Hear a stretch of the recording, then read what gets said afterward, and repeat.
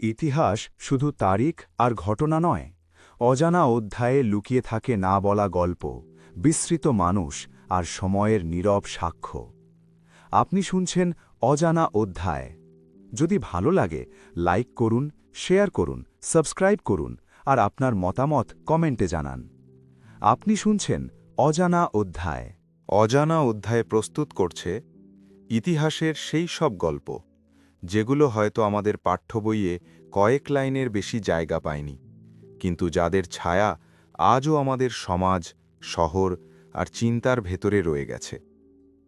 আজকের পর্বে আমরা কথা বলবো উপনিবেশিক ভারত নিয়ে। এই গল্পটা শুধু রাজা বাদশা বা যুদ্ধের গল্প নয়। এই গল্পটা আমাদের শহর, আমাদের ভাষা, এমনকি আমাদের দৈনন্দিন অভ্যেসের সাথেও জড়িয়ে আছে। রাতের কলকাতা, রাস্তার ধারে দাঁড়িয়ে থাকা পুরনো দালান, হলুদ আলোয় ভিজে থাকা ফুটপাত আর দূরে কোথাও ভেসে আসা ট্রামের ঘণ্টার ধ্বনি। এই শহরকে আমরা আজ চিনি এক আধুনিক মহানগর হিসেবে, কিন্তু এই কলকাতাই একসময় ছিল ব্রিটিশ রাজ ইন ইন্ডিয়ার প্রশাসনিক হৃদয়। প্রশ্ন হচ্ছে, কলকাতা কি শুধু একটা শহর ছিল, নাকি উপনিবেশিক ভারতের ক্ষমতার প্রতীক? এই প্রশ্নের উত্তর খুঁজতেই আজকের যাত্রা। আজ আমরা ফিরে যাব এমন এক সময়ে যখন ভারত নিজের মতো করে নিজের ভবিষ্যৎ ঠিক করতে পারত না। উপনিবেশিক ভারত, এই শব্দটা আমরা অনেকবার শুনেছি, কিন্তু সত্যি বলতে আমরা কি কখনো থেমে ভেবেছি এই শব্দটার ভেতরে ঠিক কী লুকিয়ে আছে? উপনিবেশিক ভারত মানে শুধু বিদেশি শাসন নয়, এটা মানে এমন এক সময় যখন ভারতের অর্থনীতি, রাজনীতি, শিক্ষা, এমনকি মানুষের স্বপ্ন পর্যন্ত অন্যের ইচ্ছায় নিয়ন্ত্রিত হতো। মানে স্বাধীনতা ছিল না শুধু রাষ্ট্রের নয়, মানুষেরও। ঠিক তাই। আর এই বাস্তবতাই আমাদের আজকের গল্পের মূল সুর। ভাবুন একবার, কলকাতার এই পুরনো রাস্তা দিয়ে একসময় হেঁটে গেছেন ইংরেজ অফিসার, দেশি কর্মচারী, বণিক আর বিপ্লবীরা। এই শহর দেখেছে ক্ষমতার উত্থান, আবার দেখেছে নিঃশব্দ প্রতিবাদ। তাই কি কলকাতার বাতাসে আজও ইতিহাসের গন্ধ পাওয়া যায়? হয়তো তাই, কারণ এই শহর ছিল উপনিবেশিক ভারতের কেন্দ্র, যেখান থেকে ব্রিটিশ শাসনের সিদ্ধান্ত সারা দেশে ছড়িয়ে পড়ত। কিন্তু আজ, এত বছর পরে, এই ইতিহাস জানার দরকারটাই বাকি। কারণ ইতিহাস শুধু অতীত নয়, ইতিহাস আমাদের বর্তমানকে বোঝার চাবিকাঠি। উপনিবেশিক ভারতের সময়ে নেওয়া অনেক সিদ্ধান্তের প্রভাব আজও আমরা অনুভব করি, আমাদের প্রশাসনে, আমাদের শিক্ষা ব্যবস্থায়, আমাদের শহরের কাঠামোয়। মানে এই গল্প শোনা মানে নিজেদেরই একটু ভালো করেছে না? একদম ঠিক। ভাবুন, এক বৃদ্ধ মানুষ, যিনি কলকাতার এক পুরনো বারান্দায় বসে চায়ের কাপে চুমুক দিতে দিতে তার শৈশবের কথা বলছেন। তার কথার ভেতরে উঠে আসছে ব্রিটিশ আমলের স্মৃতি, ভয়, শাসন, আবার কোথাও কোথাও নীরব প্রতিবাদ। এই গল্পটাই কি আমাদের গল্প? হ্যাঁ, কারণ উপনিবেশিক ভারত কোনো দূরের ইতিহাস নয়, এটা আমাদের সম্মিলিত স্মৃতি। এই গল্পের শুরু তো হলো, কিন্তু পথ এখনো অনেক বাকি। পরের পর্বে আমরা জানব কিভাবে ইউরোপীয় শক্তিরা প্রথম ভারতের মাটিতে পা রেখেছিল, আর কিভাবে ধীরে ধীরে শুরু হয়েছিল উপনিবেশিক ভারতের দীর্ঘ অধ্যায়। আমরা যখন আগের পর্বে থেমেছিলাম, তখন আমরা দাঁড়িয়েছিলাম কলকাতার এক রাতে, এক শহরের স্মৃতির সামনে। কিন্তু এই গল্পের শিকড় তো কলকাতার থেকেও অনেক দূরে। এই গল্পের শুরু সমুদ্রের ওপারে। ঠিক তাই। উপনিবেশিক ভারতের ইতিহাস শুরু হয়নি কোনো রাজদরবারে বা যুদ্ধক্ষেত্রে। এই ইতিহাসের প্রথম অধ্যায় লেখা হয়েছিল সমুদ্রপথে আসা ইউরোপীয় জাহাজের পাল দিয়ে। 1500 শতকের শেষ দিকের ইউরোপকে যদি আমরা দেখি, তাহলে দেখব এক অদ্ভুত অস্থিরতা। পুরনো বাণিজ্য পথ ভেঙে যাচ্ছে, নতুন সম্পদের খোঁজ তীব্র হয়ে উঠছে। মশলা, রেশম, তুলো, এই শব্দগুলো তখন ইউরোপের কল্পনায় সোনার মতো ঝলমল করত। মানে ভারত তখন শুধু একটা দেশ ছিল না, ভারত ছিল এক স্বপ্ন। একদম তাই। ইউরোপীয়দের চোখে ভারত ছিল অপরিসীম সম্পদের এক ভাণ্ডার, যেখানে পৌঁছতে পারলে তাদের অর্থনীতি আর ক্ষমতা দুটোই বদলে যেতে পারে। এই স্বপ্ন থেকেই শুরু হয় সমুদ্রযাত্রা। পর্তুগিজ নাবিকেরা প্রথম পথ দেখায়, তারপর আসে ডাচ, ফরাসি আর সবশেষে ইংরেজরা। তারা সবাই একই কথা বলত, আমরা এসেছি ব্যবসা করতে। কিন্তু ইতিহাস বলছে এই ব্যবসা শব্দটার ভেতরেই লুকিয়েছিল আরও বড় কিছু। হ্যাঁ, প্রথমে ছোট ছোট বাণিজ্য কেন্দ্র, বন্দরের ধারে গুদাম, কারখানা সবই ছিল ব্যবসার নাম করে। কিন্তু ধীরে ধীরে এই ব্যবসায়ী ক্ষমতার রূপ নেয়। তখন ভারতের রাজনৈতিক পরিস্থিতিটা কেমন ছিল? ভারত তখন একক কোনো রাষ্ট্র ছিল না। ছিল মুঘল সাম্রাজ্য, ছিল আঞ্চলিক নবাব, রাজা, জমিদার। এই বিভাজনটাই ইউরোপীয় শক্তির সবচেয়ে বড় সুযোগ হয়ে ওঠে। মানে তারা কারো অনুমতি নিয়ে ঢুকত আর কারো বিরুদ্ধে দাঁড়াত। ঠিক তাই, একজন শাসকের সঙ্গে চুক্তি, অন্যজনের বিরুদ্ধে ষড়যন্ত্র। এই কৌশলেই তারা নিজেদের জায়গা পাকাপোক্ত করে। এই সময়েই জন্ম নেয় উপনিবেশিক ভারতের প্রথম মানসিকতা। ইউরোপীয়রা নিজেদের ভাবতে শুরু করে উন্নত, সভ্য, আর ভারতকে দেখতে শুরু করে শাসনযোগ্য এক ভূখণ্ড হিসেবে। মানে শুধু অর্থনৈতিক নয়, মানসিক দখলও শুরু হয়ে গিয়েছিল। একদম, শাসন আসার আগেই চিন্তার ভেতরে শাসনের বীজ বোনা হয়েছিল। এই সম্পর্ক কি তখনই শোষণের রূপ নিয়েছিল? প্রথমে না, শুরুটা ছিল সহাবস্থানের মতো। কিন্তু যত ইউরোপীয়দের শক্তি বাড়তে লাগল, তত তারা নিজেদের নিয়ম চাপাতে শুরু করল। কর, বাণিজ্যের শর্ত, স্থানীয় উৎপাদকদের ওপর নিয়ন্ত্রণ সবই ধীরে ধীরে বাড়তে থাকে। এই সময় হয়তো কেউ ভাবেনি যে এই বাণিজ্য একদিন পুরো দেশের ভাগ্য নিয়ন্ত্রণ করবে। কিন্তু ইতিহাস ঠিক সেই দিকেই এগোচ্ছিল। মানে এই পর্যায়টাই ছিল উপনিবেশিক ভারতের নীরব সূচনা। ঠিক তাই, যেখানে বন্দুকের শব্দ শোনা যায়নি, কিন্তু ক্ষমতার ভিত তৈরি হয়ে গিয়েছিল। এই গল্প এখানেই থেমে নেই। ব্যবসা যখন ক্ষমতায় রূপ নেয়, তখন জন্ম নেয় এক নতুন শাসক। পরের অধ্যায়ে আমরা জানব কিভাবে একটি বাণিজ্যিক সংস্থা, ইস্ট ইন্ডিয়া কোম্পানি, ধীরে ধীরে হয়ে উঠল উপনিবেশিক ভারতের প্রকৃত শাসক। আমরা আগের পর্বে দেখেছি কিভাবে ইউরোপীয় বণিকেরা ধীরে ধীরে ভারতের বাণিজ্যে নিজেদের জায়গা করে নেয়। কিন্তু একটা প্রশ্ন থেকেই যায়, এই ব্যবসার আড়াল থেকেই কিভাবে একটা সংস্থা শাসকের জায়গায় পৌঁছল? এই প্রশ্নের উত্তর লুকিয়ে আছে ইস্ট ইন্ডিয়া কোম্পানির ইতিহাসে। একটা বাণিজ্যিক প্রতিষ্ঠান যার জন্ম হয়েছিল শুধু লাভের জন্য, সেই প্রতিষ্ঠানই ধীরে ধীরে উপনিবেশিক ভারতের ভাগ্য নির্ধারণ করতে শুরু করে। ১৬০০ সালের গোড়ার দিকে ইংল্যান্ডে তৈরি হয় ইস্ট ইন্ডিয়া কোম্পানি। এর উদ্দেশ্য ছিল খুব স্পষ্ট, এশিয়ার সঙ্গে বাণিজ্য, বিশেষ করে ভারতের সঙ্গে। তখন কি কেউ ভাবতে পেরেছিল এই কোম্পানি একদিন সেনাবাহিনী রাখবে, আইন বানাবে, কর আদায় করবে? না, শুরুতে কোম্পানিও নিজেকে দেখত শুধু একজন বণিক হিসেবে। কিন্তু ভারতের বাস্তবতা এই কোম্পানিকে ধীরে ধীরে ভিন্ন পথে ঠেলে দেয়। সুরাট, হুগলি, মাদ্রাজ, বোম্বাই এই সব বন্দরে কোম্পানি গড়ে তোলে নিজেদের কারখানা আর গুদাম। প্রথমে এগুলো ছিল শুধুই বাণিজ্য কেন্দ্র। কিন্তু এই কেন্দ্রগুলোই কি পরে ক্ষমতার ঘাঁটি হয়ে উঠল? ঠিক তাই, কারণ বাণিজ্য রক্ষা করতে গিয়ে কোম্পানিকে রাখতে হয় নিজস্ব সৈন্য, আর সৈন্য থাকলে ক্ষমতা আসতে বেশি সময় লাগে না। ভারতের শাসকেরা কি এটা বুঝতে পারেননি? অনেকেই বুঝেছিলেন, কিন্তু ততদিনে অনেক দেরি হয়ে গেছে। ভারত তখন নানা রাজ্যে বিভক্ত। এই বিভাজনই কোম্পানির সবচেয়ে বড় অস্ত্র।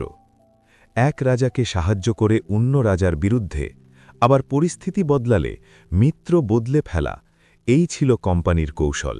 মানে কোম্পানি শুধু বন্দুক দিয়ে নয়, বুদ্ধি দিয়েও শাসন করত। একদম তাই। এই কারণেই কোম্পানি শাসন এত দ্রুত বিস্তার লাভ করে। এক সময় এসে ইস্ট ইন্ডিয়া কোম্পানি শুধু ব্যবসা করত না, তারা কর আদায় করত, আইন প্রয়োগ করত, নিজেদের আদালত চালাত। এইভাবেই একটি বাণিজ্যিক সংস্থা শাসকের ভূমিকায় ঢুকে পড়ে। তাহলে উপনিবেশিক ভারত মানে শুধু বিদেশি সরকার নয়, এটা ছিল কর্পোরেট ক্ষমতার শাসন। হ্যাঁ, এটা ইতিহাসের এক অদ্ভুত অধ্যায়, যেখানে রাষ্ট্র নয়, একটি কোম্পানি লক্ষ লক্ষ মানুষের জীবনের নিয়ন্ত্রক হয়ে ওঠে। এই পরিবর্তন সাধারণ মানুষের জীবনে কী প্রভাব ফেলেছিল? প্রভাব পড়েছিল ধীরে কিন্তু গভীরভাবে। কর বাড়তে থাকে, বাণিজ্যের শর্ত কঠোর হয়, স্থানীয় ব্যবসায়ী আর উৎপাদকরা কোম্পানির ওপর নির্ভরশীল হয়ে পড়ে। এই সময় থেকেই শাসন আর শোষণের পার্থক্য ঝাপসা হতে শুরু করে। এই পর্যায়ে হয়তো কেউ ভাবেনি এই কোম্পানি একদিন পুরো বাংলার শাসক হবে, কিন্তু ইতিহাস সেই দিকেই এগোচ্ছিল। মানে সামনে আসছে একটা বড় সংঘাত। ঠিক তাই, যেখানে ব্যবসার আড়াল সরে গিয়ে সরাসরি ক্ষমতার লড়াই শুরু হবে। এই লড়াইয়ের মঞ্চ কোথায় বসেছিল? পরের অধ্যায়ে আমরা যাব ১৭৫৭ সালের একদিনে পলাশীর প্রান্তরে। সেখানে একটি যুদ্ধ উপনিবেশিক ভারতের গতিপথকে চিরতরে বদলে দিয়েছিল। আগের পর্বে আমরা দেখেছি কিভাবে একটি বাণিজ্যিক সংস্থা ধীরে ধীরে ক্ষমতার পথে এগোচ্ছিল, কিন্তু ইতিহাসে এমন কিছু মুহূর্ত থাকে যেখানে ধীরে চলা গল্প হঠাৎ করেই মোড় নেয়। উপনিবেশিক ভারতের ইতিহাসে ১৭৫৭ সাল ছিল ঠিক তেমনই এক মোড়। এই বছরেই একটি যুদ্ধ শুধু বাংলার নয়, সারা ভারতের ভবিষ্যৎ বদলে দিয়েছিল। ১৭০০ শতকের মাঝামাঝি সময়ের বাংলা ভারতের সবচেয়ে সমৃদ্ধ অঞ্চলগুলোর একটি। কৃষি, বাণিজ্য, শিল্প সব মিলিয়ে বাংলা ছিল অর্থনৈতিক শক্তির কেন্দ্র। আর সেই বাংলার শাসক ছিলেন নবাব সিরাজউদ্দৌলা। হ্যাঁ, এক তরুণ নবাব, যিনি বুঝতে পেরেছিলেন ইস্ট ইন্ডিয়া কোম্পানি শুধু ব্যবসা করতে আসেনি। কোম্পানির দুর্গ, সামরিক প্রস্তুতি আর রাজনৈতিক দখল সবই নবাবের চোখে সন্দেহের কারণ হয়ে ওঠে। তাহলে সংঘাতটা কিভাবে শুরু হলো? সংঘাত শুরু হল ক্ষমতার প্রশ্নে। কোম্পানি চেয়েছিল নিজেদের শর্তে ব্যবসা করতে, নবাব চেয়েছিলেন বাংলার সার্বভৌমত্ব বজায় রাখতে। এই দুই চাওয়ার সংঘর্ষ ধীরে ধীরে যুদ্ধের দিকে এগিয়ে যায়। কিন্তু পলাশীর যুদ্ধকে শুধু যুদ্ধ বললে কি পুরো ছবি পাওয়া যায়? না, পলাশী ছিল শুধু যুদ্ধ নয়, ছিল এক গভীর ষড়যন্ত্র। কোম্পানি বুঝে গিয়েছিল নবাবকে সরাসরি যুদ্ধে হারানো কঠিন, তাই তারা বেছে নেয় অন্য পথ। ভিতরের ভাঙন? ঠিক তাই। নবাবের দরবারের কিছু প্রভাবশালী মানুষ ক্ষমতার লোভে, অসন্তোষে অথবা ভয় থেকে কোম্পানির সঙ্গে গোপন চুক্তি করে।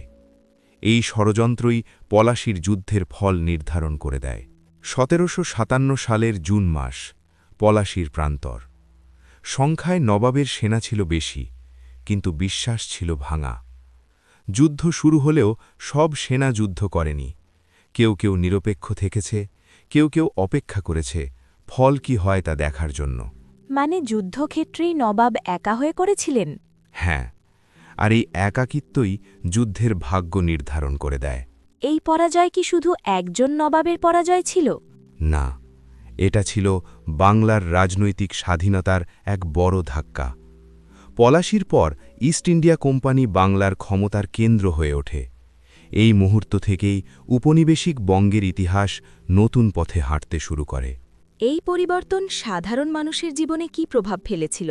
প্রভাব আসতে সময় লাগেনি। নবাবী শাসনের জায়গায় এলো কোম্পানির শাসন। রাজস্ব ব্যবস্থা বদলাল, ক্ষমতার ভারসাম্য ভেঙে পড়ল। যে বাংলা ছিল সমৃদ্ধ, সে বাংলা ধীরে ধীরে শোষণের মুখে পড়তে শুরু করল। পলাশীর যুদ্ধকে তাই একটা যুদ্ধের হিসেবে নয়, একটা সূচনা বিন্দু হিসেবে দেখতে হয়। এই যুদ্ধই ইস্ট ইন্ডিয়া কোম্পানিকে ভারতের রাজনীতিতে স্থায়ী জায়গা করে দেয়। মানে এখান থেকেই উপনিবেশিক ভারতের গল্প আরও দ্রুত এগোতে শুরু করল। ঠিক তাই। পলাশীর পর ফিরে যাওয়ার আর কোনো পথ ছিল না। যুদ্ধের ফল তো হল, কিন্তু এই নতুন ক্ষমতার কেন্দ্র কোথায় গড়ে উঠল? পরের পর্বে আমরা দেখব কিভাবে একটি শহর এই নতুন শাসনের প্রতীক হয়ে উঠল। সুতানুটি, গোবিন্দপুর আর কালিকাতা, এই তিনটি গ্রামের মিলনে যে শহরের উত্থান, তার নাম কলকাতা। পলাশীর যুদ্ধের পর বাংলার ক্ষমতার ভারসাম্য যে বদলে গেল তা আমরা আগের পর্বে দেখেছি। কিন্তু ক্ষমতা তো শুধু মানুষ দিয়ে চলে না। ক্ষমতার জন্য দরকার হয় একটা জায়গা, একটা কেন্দ্র। আর ঠিক এই জায়গাতেই কলকাতার গল্প শুরু হয়। আজকের কলকাতা নয়, আমরা ফিরে যাব সেই সময়ে যখন এই শহরটি ছিল মাত্র কয়েকটি গ্রামের সমষ্টি। হুগলি নদীর তীরে তিনটি ছোট গ্রাম, সুতানুটি, গোবিন্দপুর আর কালিকাতা। এই গ্রামগুলোতে জেলেরা মাছ ধরত, তাঁতিরা কাপড় বুনত আর বণিকেরা নদীপথে বাণিজ্য করত। এই সাধারণ গ্রামগুলোই কিভাবে একটা সাম্রাজ্যের রাজধানী হয়ে উঠল? কারণ ভূগোল আর রাজনীতি এক জায়গায় এসে মিলেছিল। হুগলি নদী ছিল বাণিজ্যের জন্য আদর্শ, আর পলাশীর পর কোম্পানির দরকার ছিল একটা শক্ত প্রশাসনিক ঘাঁটি। তাহলে কি কলকাতা পরিকল্পিত শহর হিসেবে তৈরি হয়েছিল? একেবারেই নয়। কলকাতার জন্ম হয়েছিল প্রয়োজন থেকে। ইস্ট ইন্ডিয়া কোম্পানি এই 3টি গ্রামে ধীরে ধীরে জমিদারি অধিকার নেয়। তারপর শুরু হয় দুর্গ, গুদাম, অফিস, বাসভবন নির্মাণ। এইভাবেই গ্রাম বদলে শহর হতে থাকে। পলাশির পর বাংলার প্রশাসনিক কাজ এই অঞ্চল থেকেই পরিচালিত হতে থাকে। এখানেই বসে রাজস্ব আদায়, বাণিজ্য নিয়ন্ত্রণ আর সামরিক সিদ্ধান্ত নেওয়া হতো। মানে কলকাতা হয়ে উঠেছিল উপনিবেশিক বঙ্গের মস্তিষ্ক। ঠিক তাই, এই শহর থেকেই কোম্পানি পুরো বাংলার উপর নিজেদের নিয়ন্ত্রণ বাড়াতে থাকে। এই শহর কি সবার জন্য একই রকম ছিল? না, কলকাতার ছিল দুটি মুখ।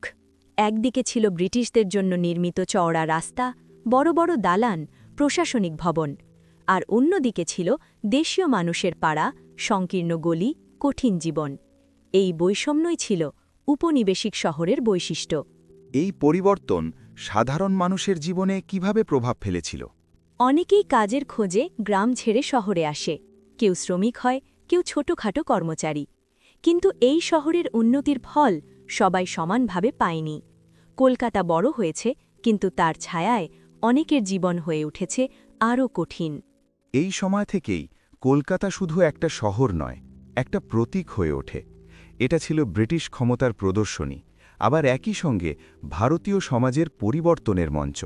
মানে কলকাতা ছিল উপনিবেশিক ভারতের আয়না? একদম তাই।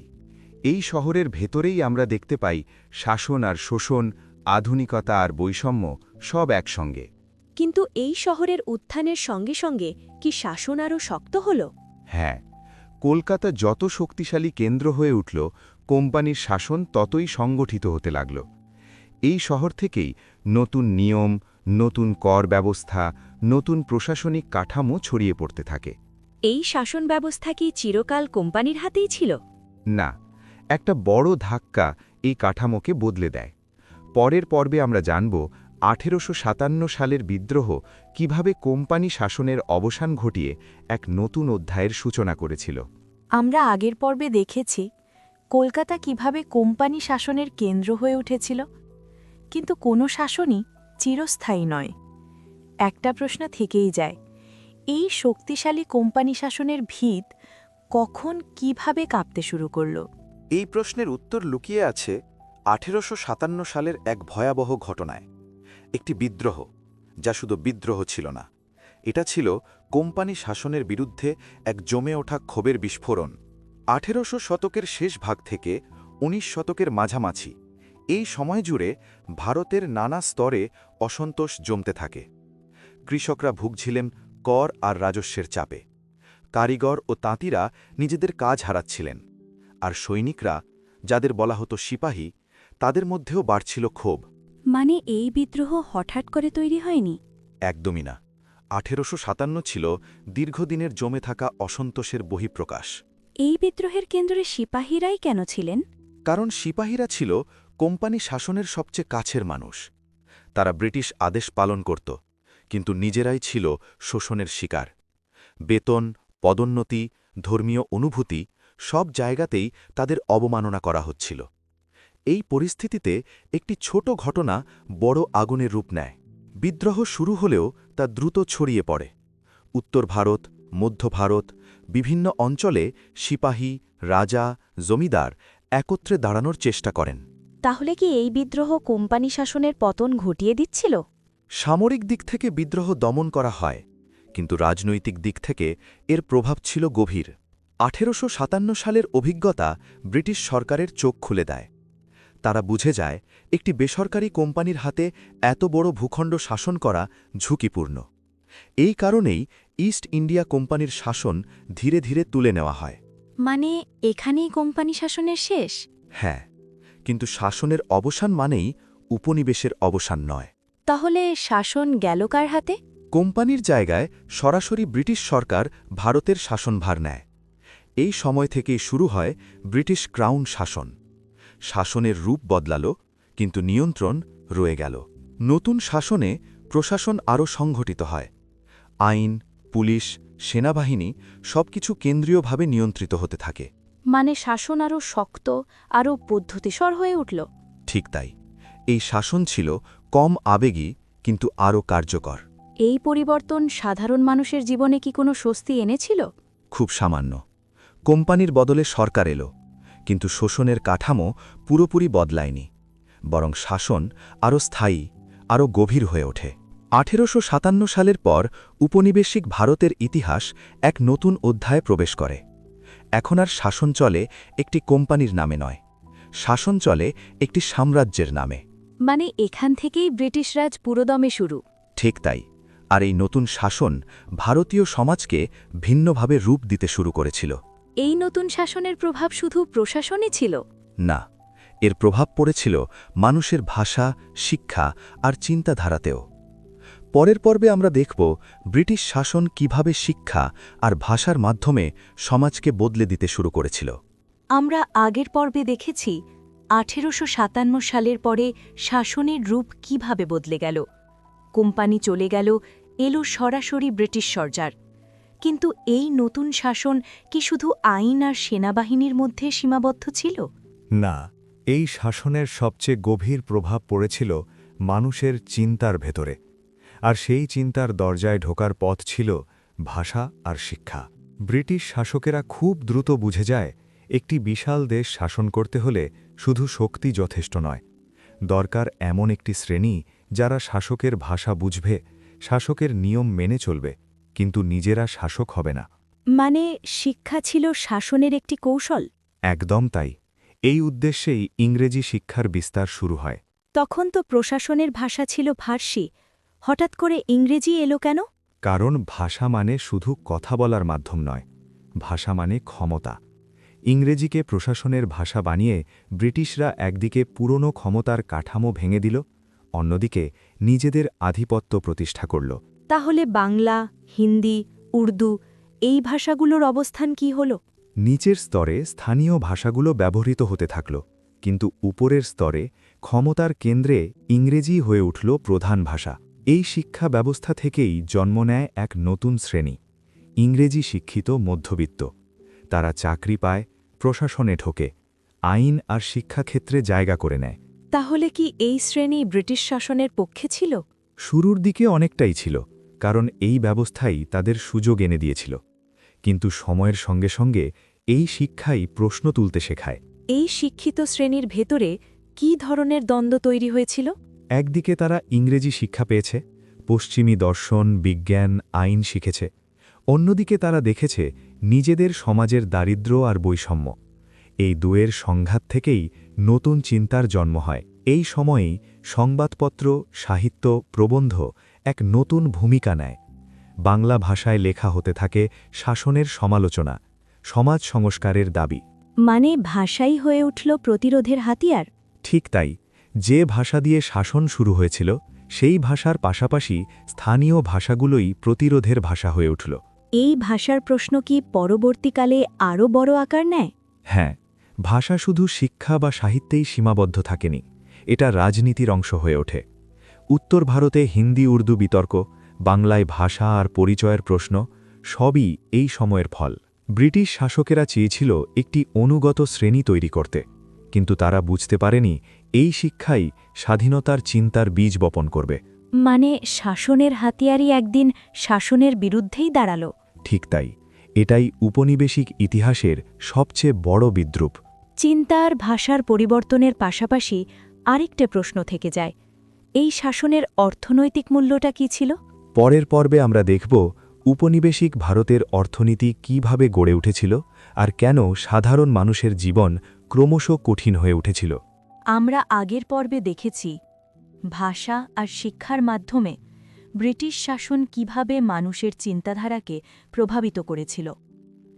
কিন্তু চিন্তার বদলের পাশাপাশি আরও একটা বড় প্রশ্ন থেকেই যায়, এই শাসনের অর্থনৈতিক মূল্যটা কী ছিল?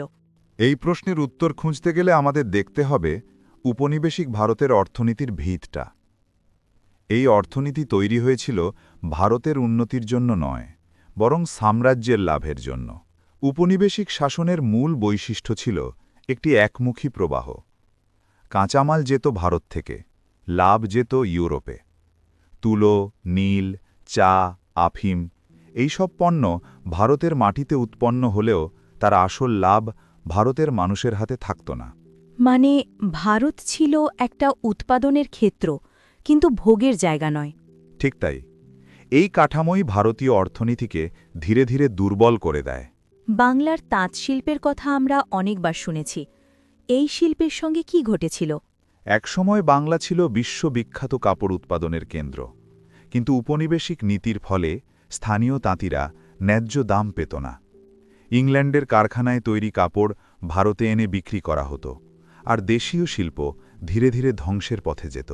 মানে শিল্প ধ্বংস করে বাজার তৈরি করা হয়েছিল। একদম তাই। এটাই ছিল উপনিবেশিক অর্থনীতির মূল কৌশল। শুধু শিল্প নয়, কৃষিও এই শোষণ থেকে মুক্ত ছিল না। উচ্চ রাজস্ব, কঠোর আদায় ব্যবস্থা এসবের ফলে কৃষকেরা নিজেদের ফসলের ওপর নিয়ন্ত্রণ হারাতে থাকে। তাহলে দুর্ভিক্ষ কি শুধু প্রকৃতির কারণে হতো? না, অনেক ক্ষেত্রেই দুর্ভিক্ষ ছিল নীতির ফল। খাদ্য ছিল, কিন্তু মানুষের হাতে পৌঁছত না। এই অর্থনৈতিক কাঠামো শহর আর গ্রামের মধ্যে কী ধরনের পার্থক্য তৈরি করেছিল? শহরগুলো, বিশেষ করে কলকাতা, কিছু সুযোগ পেয়েছিল, কিন্তু গ্রামগুলো ক্রমশ নিঃস্ব হয়ে উঠেছিল। এই বৈষম্যই শহরমুখী অভিবাসন বাড়ায় আর গ্রামীণ দারিদ্র্যকে আরও গভীর করে তোলে। এই অর্থনৈতিক শাসনের প্রভাব সবচেয়ে বেশি পড়েছিল সাধারণ মানুষের জীবনে। তাঁতি, কৃষক, শ্রমিক, তাদের জীবনে নিরাপত্তা ছিল না, ভবিষ্যতের নিশ্চয়তাও ছিল না। মানে উন্নয়নের যে ছবি শাসকেরা দেখাত, তার আড়ালে ছিল এক ভিন্ন বাস্তবতা। ঠিক তাই। রেলপথ, আইন, প্রশাসন সবকিছুই ছিল, কিন্তু সেগুলো কাজ করত সাম্রাজ্যের প্রয়োজনে। এই শোষণের প্রভাব কি শুধু সেই সময়েই সীমাবদ্ধ ছিল?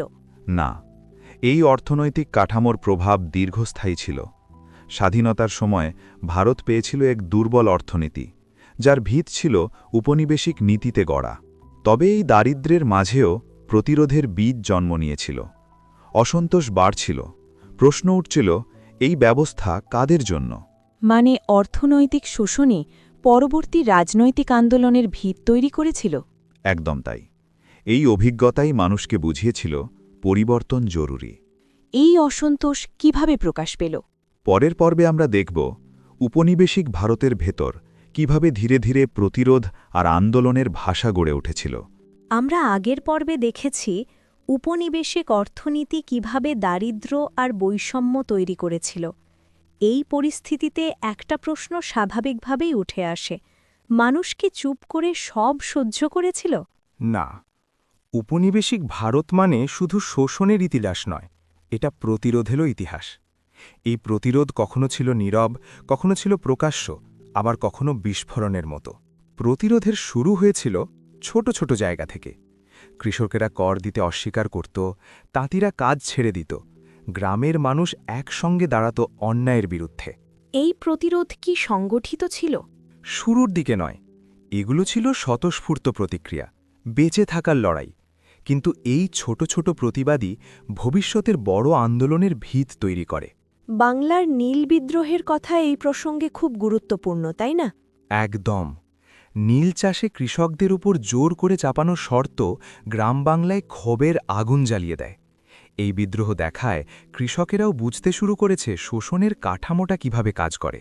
মানে গ্রামও রাজনীতির অংশ হয়ে উঠছিল। ঠিক তাই। প্রতিরোধ আর শুধু শহরের বিষয় ছিল না। এই সময়েই শিক্ষিত মধ্যবিত্ত শ্রেণী প্রতিরোধের নতুন ভাষা যোগ করে। সংবাদপত্র, সভা, প্রবন্ধ এইসবের মাধ্যমে শাসনের সমালোচনা প্রকাশ পেতে থাকে। এই শ্রেণীর ভূমিকা কিভাবে আলাদা ছিল? তারা অস্ত্র ধরেনি, কিন্তু তারা প্রশ্ন তুলেছিল। আইন, অধিকার, প্রতিনিধিত্ব এই শব্দগুলো রাজনীতির কেন্দ্রে আসতে শুরু করে। সংবাদপত্র কি এই প্রতিরোধে বড় ভূমিকা নেয়? হ্যাঁ, সংবাদপত্র হয়ে ওঠে শাসনের বিরুদ্ধে কথা বলার একটি শক্তিশালী মাধ্যম। যদিও সেন্সরশিপ ছিল, তবু লেখার ভেতর দিয়ে প্রতিরোধের বার্তা ছড়িয়ে পড়ত। ব্রিটিশ শাসন আইন দিয়ে প্রতিরোধ দমাতে চেয়েছিল। নতুন আইন, গ্রেফতার, সভা নিষিদ্ধ সবই চলতে থাকে। তাতে কি আন্দোলন থেমে গিয়েছিল? না, বরং প্রতিরোধ আরও সচেতন হয়ে ওঠে। মানুষ বুঝতে শুরু করে এই লড়াই শুধু রাগের নয়, এটা পরিকল্পনারও। এই সময়ে কি একটি সর্বভারতীয় চেতনার জন্ম হয়? হ্যাঁ, বিভিন্ন অঞ্চলের মানুষ নিজেদের অভিজ্ঞতার মিল খুঁজে পায়। শোষণ আলাদা আলাদা হলেও শাসন ছিল একটাই। এই উপলব্ধি একটি বড় জাতীয় আন্দোলনের ভিত করে দেয়। এই পর্যায়ে প্রতিরোধ নতুন রূপ নিতে শুরু করে। এটা আর শুধু স্থানীয় নয়, আর শুধু স্বতঃস্ফূর্তও নয়। প্রতিরোধ হয়ে ওঠে একটি রাজনৈতিক প্রকল্প। মানে এখান থেকেই কি স্বাধীনতার লড়াই একটা স্পষ্ট রূপ পেতে শুরু করে? ঠিক তাই। এই সময়টাই ছিল পরবর্তী বড় আন্দোলনের প্রস্তুতি পর্ব। এই আন্দোলনের পথ কিভাবে আরও বিস্তৃত হল? পরের পর্বে আমরা দেখব ২০ শতকে কিভাবে জাতীয় আন্দোলন, গণ আন্দোলন উপনিবেশিক শাসনের ভিত নড়িয়ে দেয়। আগের পর্বে আমরা দেখেছি কিভাবে প্রতিরোধ ধীরে ধীরে একটি সংগঠিত রাজনৈতিক রূপ নিতে শুরু করেছিল। কিন্তু একটা সময় আসে যখন প্রতিরোধ আর শুধু কয়েকজন শিক্ষিত মানুষের মধ্যে সীমাবদ্ধ থাকে না। ঠিক সেই সময় থেকেই শুরু হয় গণ আন্দোলনের যুগ। এটা ছিল এমন এক অধ্যায় যেখানে রাজনীতি আর সাধারণ মানুষের জীবন একসঙ্গে মিশে যেতে শুরু করে। ২০ শতকের শুরুতে উপনিবেশিক ভারতের রাজনৈতিক পরিবেশ দ্রুত বদলাতে থাকে।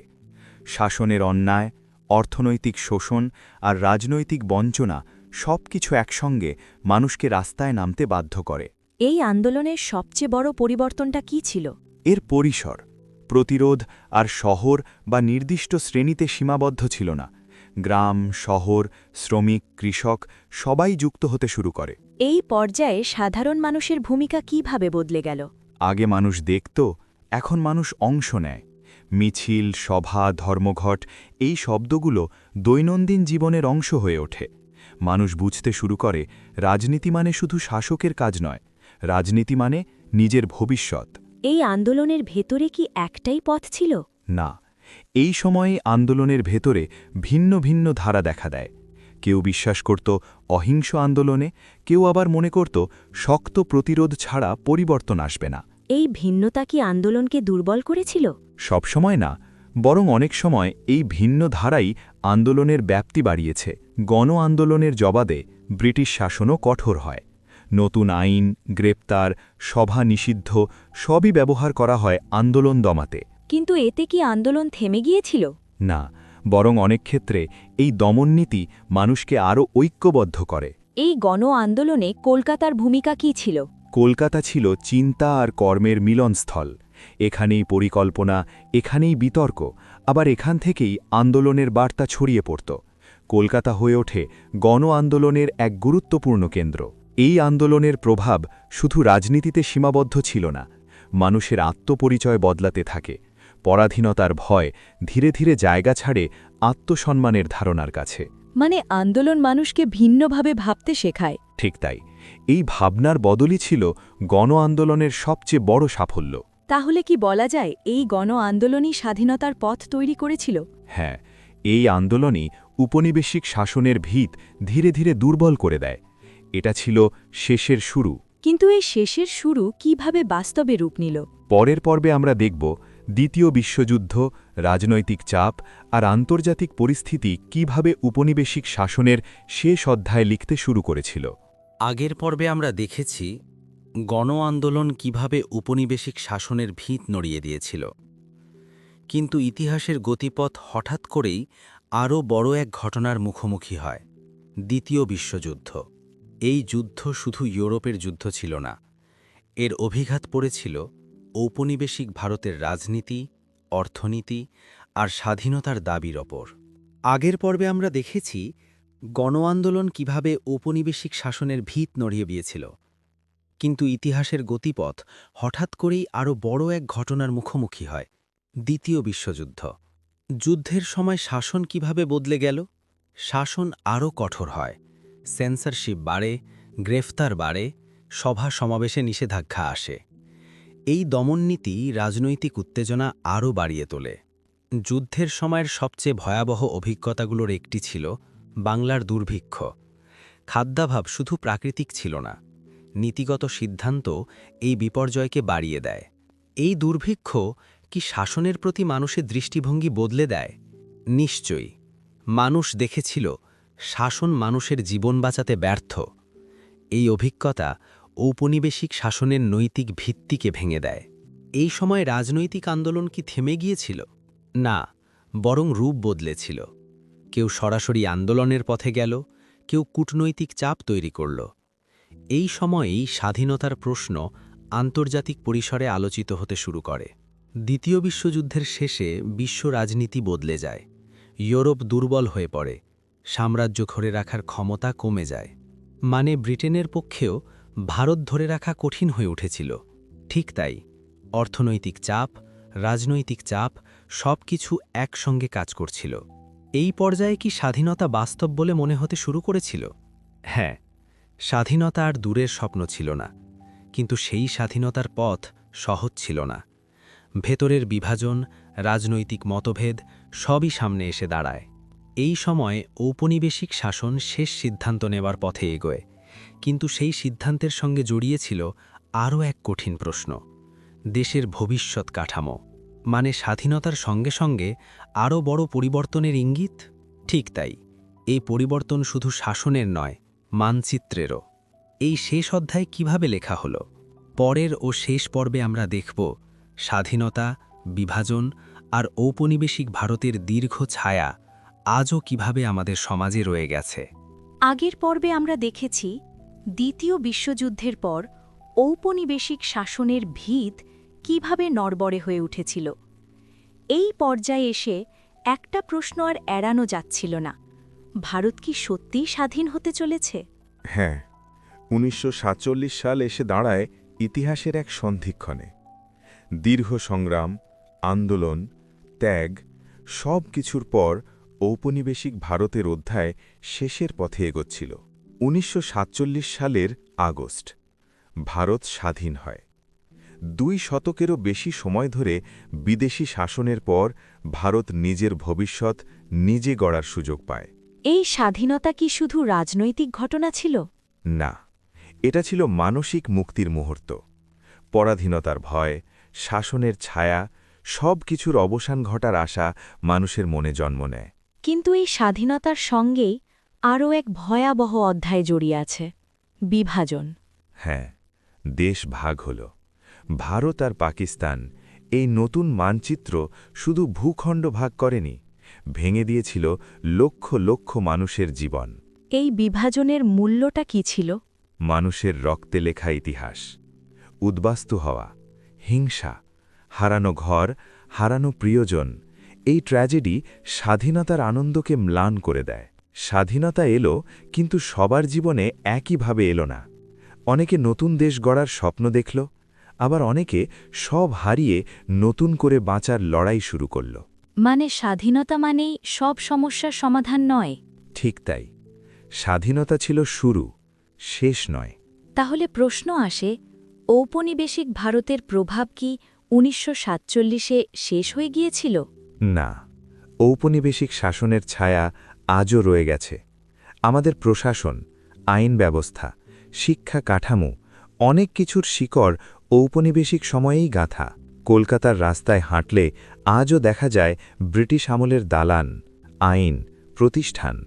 এই শহর স্বাধীন ভারতের অংশ হলেও তার স্মৃতির ভেতরে ঔপনিবেশিক ইতিহাস আজও বেঁচে আছে। মানে ইতিহাস শুধু বইয়ে নেই, আমাদের চারপাশেও আছে। একদম তাই। এই পুরো যাত্রা থেকে আমরা কি শিখতে পারি? শিখতে পারি, শাসন কেবল বাহ্যিক নয়, শাসন মানসিকও হতে পারে। আর স্বাধীনতা মানে শুধু পতাকা বদল নয়, চিন্তার বদল। ঔপনিবেশিক ভারতের গল্প এখানে শেষ হলেও তার প্রভাব নিয়ে ভাবা আজও জরুরি। কারণ অতীতকে না বুঝলে বর্তমানকে বোঝা যায় না, আর ভবিষ্যৎ গড়া যায় না। এই গল্পগুলো আমাদের মনে করিয়ে দেয় স্বাধীনতা একদিনে পাওয়া যায় না, আর তার রক্ষা করাও একটা চলমান দায়িত্ব।